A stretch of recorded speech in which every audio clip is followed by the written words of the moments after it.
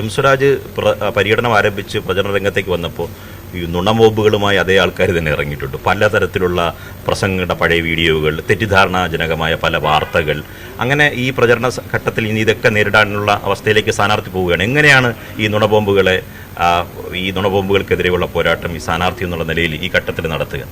ഞാനത് വ്യക്തിപരമായിട്ടൊന്നും കാണുന്നില്ല. മാത്രമല്ല അത്തരം കാര്യങ്ങളൊന്നും അങ്ങനെ മറുപടി പറയണമെന്നോ എനിക്ക് തോന്നുന്നില്ല. അത് ജനാധിപത്യത്തെ ശക്തിപ്പെടുത്തുന്നതല്ല. സത്യത്തിൽ ഒരു തെരഞ്ഞെടുപ്പ് എന്ന് പറഞ്ഞാൽ വളരെ ആരോഗ്യകരമായ സംവാദങ്ങൾ, ആശയപരമായ ഏറ്റുമുട്ടലുകൾ അതൊക്കെ ഉണ്ടാവണം.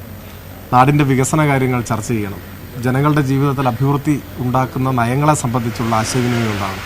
അതിന് പകരം ചീത്ത വിളിക്കുന്നതും പരദൂഷണം പറയുന്നതും ഒക്കെ ജനാധിപത്യത്തെ ചുരുക്കാനാണ് സഹായിക്കുക.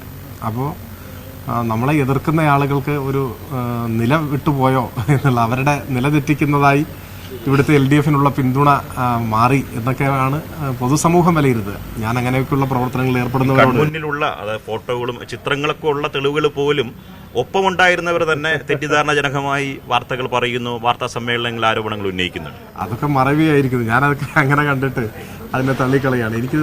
എനിക്ക് സൂചിപ്പിക്കാൻ ഒരു കാര്യം, ഇത്തരം കാര്യങ്ങളെല്ലാം നമ്മുടെ സമൂഹം കാണുകയും വിലയിരുത്തുകയും ചെയ്യും. പക്ഷെ ഉത്തരവാദിത്വ ബോധമുള്ളവരൊന്നും ഇത്തരത്തിലുള്ള വക്രീകരിച്ച കാര്യങ്ങൾ പറയുകയൊന്നും ചെയ്യാറില്ല സാധാരണ.